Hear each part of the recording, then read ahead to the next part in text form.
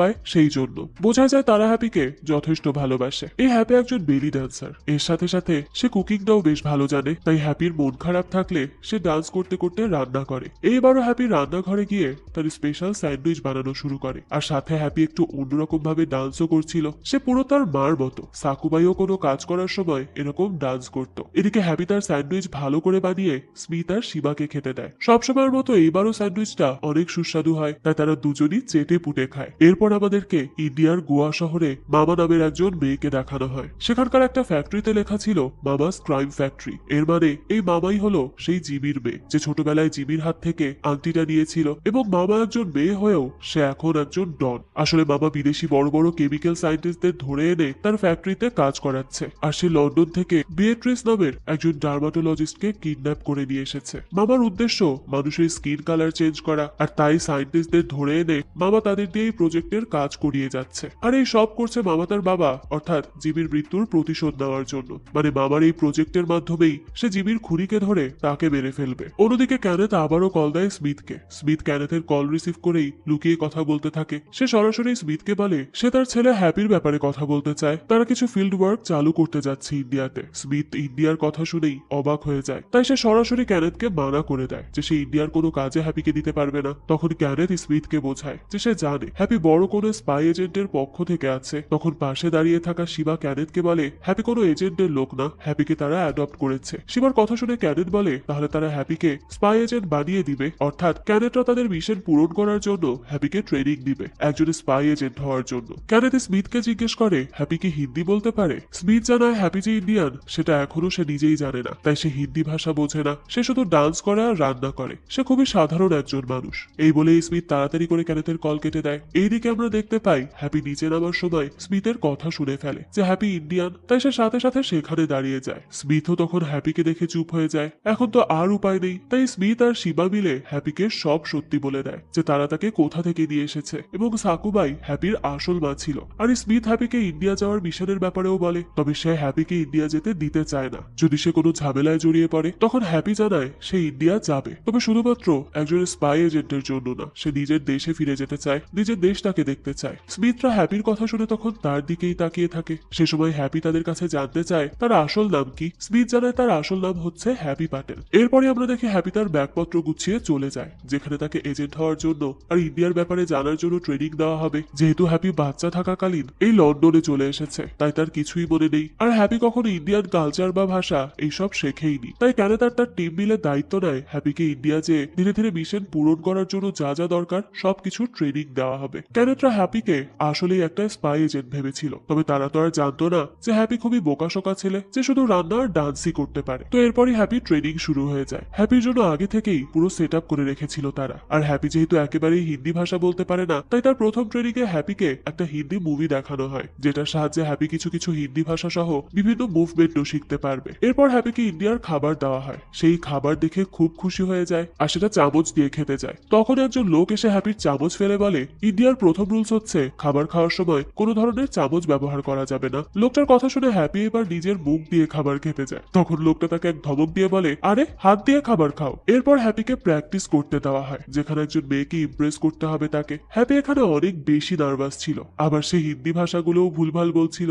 এভাবেই এক এক করে হ্যাপি ট্রেনিং চলতে থাকে। এখন আমাদেরকে মিশনের ব্যাপারে জানানো হয়। ইন্ডিয়াতে তাদের লোক বিয়েট্রিসকে কিডন্যাপ করা হয়েছে, যে একজন ডার্মাটোলজিস্ট সায়েন্টিস্ট। বিয়েট্রিসের একটা ফর্মুলার কারণে 21 দিনের মধ্যে ফর্সা হওয়ার রেজাল্ট দেখা দিয়েছে। আর ইন্ডিয়ার মানুষ বেশি ফর্সা মানুষকে পছন্দ করে, অর্থাৎ যাদের গায়ের রং উজ্জ্বল। ফর্সা হলে নাকি বিয়ের চান্সেসও বেড়ে যায়। আর এই জন্য বিয়েট্রিসকে কিডন্যাপ করা হয়েছে। আর হ্যাপির একমাত্র মিশন হলো তাকে ইন্ডিয়া গিয়ে ধীরে ধীরে সবার সাথে মিশতে হবে, আর সুযোগ বুঝে বিয়েট্রিসকে কিডন্যাপারদের হাত থেকে বাঁচিয়ে সোজা লন্ডন নিয়ে আসতে হবে। এদিকে পুরো কথা হ্যাপি একটা খাতায় নোট করে রাখে। সেটা পারবে কিনা সেটা সে নিজেও জানে না, কেননা সে পুরোপুরি হিন্দি ভাষাও পারে না, আর সে একজন স্পাইয়ের মতোও চলতে পারে না। এ কারণে ক্যানেথ একটু সন্দেহ করে যে হয়তো হ্যাপি এসবের জন্য রেডি না। ক্যানেথের কথা শুনে আরেকজন বলে হ্যাপি রেডি, তবে ইন্ডিয়া রেডি না। এরপর হ্যাপিকে ইন্ডিয়ার গোয়া শহরে পাঠানো হয়, আর এখান থেকেই শুরু হয় গল্পের মেইন পার্ট। ইন্ডিয়া আসার আগে হ্যাপির পুরো লুক ইন্ডিয়ানদের মতো করেই দেওয়া হয়। সে গোয়াতে নেমেই ট্যাক্সিতে উঠে বসে। সেখানে হ্যাপির সাথে আরেকজনকেও পাঠানো হয়, যে সবসময় হ্যাপির পেছন পেছন থেকে তার দেখাশোনা করবে।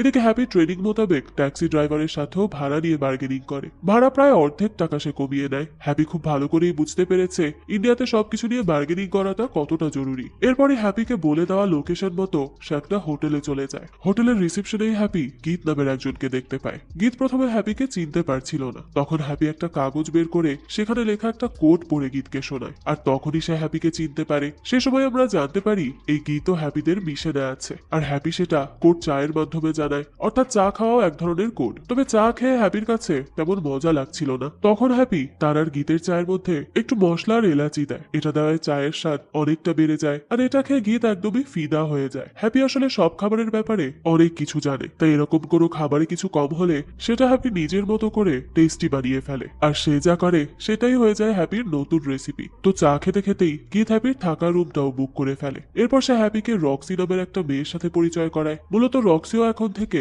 হ্যাপির সাথে সাথে থাকবে। তো এরপরই রক্সি তাকে সাথে করে নিয়ে যায় তার রুম দেখাতে। যাওয়ার সময় হ্যাপি অনেক কিছুই ঘুরে ঘুরে দেখছিল। রক্সিও কিছু কিছু জিনিসের সাথে তাকে পরিচয় করিয়ে দিচ্ছিল। সে হ্যাপিকে এরপর জিজ্ঞেস করে সে ইন্ডিয়াতে প্রথমবার এসেছে কি। হ্যাপি জানায় সে ছোটবেলায় ইন্ডিয়াতেই ছিল, তার মা ইন্ডিয়ান, তবে মা মারা যাবার পর তাকে লন্ডন নিয়ে যাওয়া হয়, আর সে সেখানেই বড় হয়। এভাবে কথা বলতে বলতে রাস্তা দিয়ে যাওয়ার সময় সামনে অনেকগুলো চাঁদাবাজদের দেখতে পায় তারা। হ্যাপি তাদেরকে দেখিয়ে রক্সিকে জিজ্ঞেস করে এখানে কি হচ্ছে। সে তখন আস্তে করে হ্যাপিকে জানায় এরা মামার লোক, প্রতি সপ্তাহে এই জায়গার সব মানুষের কাছ থেকে তারা চাঁদা উঠায়। রক্সির কথা শুনে হ্যাপি এবার কিছুটা জোরেই বলে এই মামাকে, আর এই হ্যাপি মামার নাম মুখে নেওয়ার সাথে সাথে আশেপাশের মানুষ সবাই হ্যাপিকে চুপ করিয়ে দেয়। এটা দেখে রক্সিও তাড়াতাড়ি করে তাকে সবার সামনে নিয়ে যায়, তবে সে তো বুঝতে পারে না মামার নাম নেওয়ায় সবাই এত ভয় কেন পাচ্ছে। রক্সি তখন হ্যাপিকে চুপ করিয়ে সোজা তার রুম দেখাতে নিয়ে যায়। হ্যাপির এই বাড়িটা অনেক পুরনো আর ধুলাবালিতে ভরা ছিল, সেই সব দেখেও নিজেকে মানিয়ে নেওয়ার চেষ্টা করে। এরপর সে তার পুরো ঘরটা ঘুরে ঘুরে একটা সাউন্ড বক্স খুঁজে পায়। সে ওই সাউন্ড বক্সটা চেক করে দেখে সেটা এখনো ভালো আছে, তাই সে ভীষণ খুশি হয়ে যায় আর তাড়াতাড়ি করে বক্সে গান ছেড়ে নাচতে থাকে। আর এভাবেই সে পুরো ধুলোবালি ভরা ঘরটাকে পরিষ্কার করে ফেলে, সাথে চাও বানায়। সব কাজ শেষ করে সে তার রুমের বারান্দায় এসে দাঁড়াতেই সেখানে একজন মেয়েকে দেখতে পায়। মেয়েটা বেশ সেজে গুজে সবার সামনে নাচছিল, তবে মেয়েটা একটুও ভালো মতো নাচ করছিল না, যার জন্য কেউ তার নাচ পছন্দ করে না আর না দেখেই সেখান থেকে চলে যায়। এটা দেখে মেয়েটা তো খুবই রেগে যায় আর সবাইকে বলে কোনো সেলিব্রিটি নাচলে তো পাগলের মতো তারা তার পেছনে পড়ে থাকে, কিন্তু লোকাল কেউ নাচলে তাকে কেউ সাপোর্ট করে না। এই বলে মেয়েটা রেগে বেগে সবাইকে সেখান থেকে পাঠিয়ে দেয়। এদিকে হ্যাপি মেয়েটাকে প্রথমবার দেখেই ফিদা হয়ে যায়। সারাক্ষণ সে মেয়েটার দিকেই তাকিয়ে থাকে আর মুচকি মুচকি হাসে, আর এটা দেখে তো মেয়েটা মুখ বাঁকা করে সেখান থেকে চলে যায়। তবে এটা দেখেও হ্যাপি ফিলিংস এর সাগরে ভাসতে থাকে। এদিকে আমরা মামাকে দেখতে পাই যে জিমির ছবির সামনে বসেছিল, আর মামার দুই ভাই অর্থাৎ জিমির দুই ছেলেও এখন মারা গেছে, আর তাদেরকে মেরেছে মামা নিজে। মামা এখন তার বাবার মতো ডেঞ্জারাস গুন্ডা হয়ে উঠেছিল, সবাই মামার নাম শুনলেই ভয়ে কাঁপতো। তবে মামা এখন সবচেয়ে বেশি যেটায় ফোকাস দিচ্ছে সেটা হলো গায়ের রং ফর্সাকারী কেমিক্যাল তৈরি করে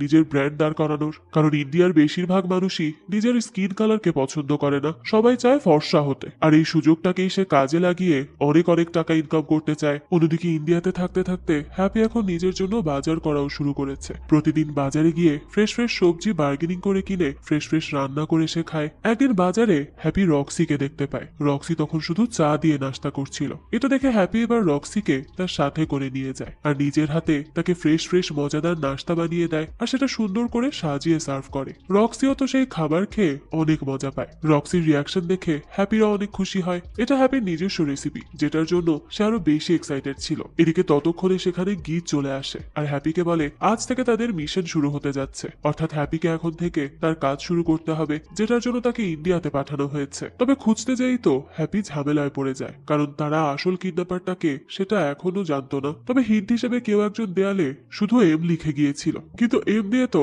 অনেক কিছুই হতে পারে। এটা দিয়ে খুঁজে বের করা তাদের কাছে ভীষণ কষ্টকর। তবে হ্যাপি বুদ্ধি খাটিয়ে বের করে সাদা দেয়ালে এম লেখা ছিল, আর সাদা মানে ফর্সা বা উজ্জ্বল বোঝায়, এর মানে সাদা কিছুর হিট দেওয়া হয়েছে। এটা দেখে গীত আর হ্যাপি মিলে গোয়ার মধ্যে ফরেনারদের খুঁজতে থাকে, কারণ ফরেনাররা সাদা হয়ে থাকে। খুঁজতে খুঁজতে হ্যাপিরা একটা বিয়ে বাড়িতে চলে আসে, কিন্তু সেখানেও কিছু পায় না। হতাশ হয়ে হ্যাপি ওই বিয়ের অনুষ্ঠানের খাবার খেতে যায়। সে খাবারের সামনে চামচ দেখে খুবই অবাক হয় আর জিজ্ঞেস করে ইন্ডিয়াতে চামচ ব্যবহার হয়। সে তো জানতো ইন্ডিয়াতে কোনো চামচই নেই। হ্যাপির কথায় তো গীত কিছুই বুঝতে পারে না। তখন আর হ্যাপি বেশি কথা না বাড়িয়ে খেতে শুরু করে। খাবার মুখে দিতেই হঠাৎ সে কিছু একটা হিট পায়, তাই সে তাড়াতাড়ি করে খাবারগুলো নিয়ে ওই বাড়িতে চলে যায় যেখানে দেওয়ালে এম লেখা ছিল। দেওয়ালের সামনে এসে হ্যাপি এম লেখার থেকে আঙুল দিয়ে একটু উঠিয়ে মুখে নেয়। তখনই হ্যাপির সন্দেহ সঠিক হয় যে হ্যাপি যে বিয়ে বাড়ির খাবার খেয়েছে সেই খাবারের ফ্লেভার আর টেস্টের সাথে দেয়ালে লেখার জন্য যেটা ব্যবহার করা হয়েছে দুইটার টেস্ট টেস্ট সেম। হ্যাপি তখন তাড়াতাড়ি করে গীতকে বলে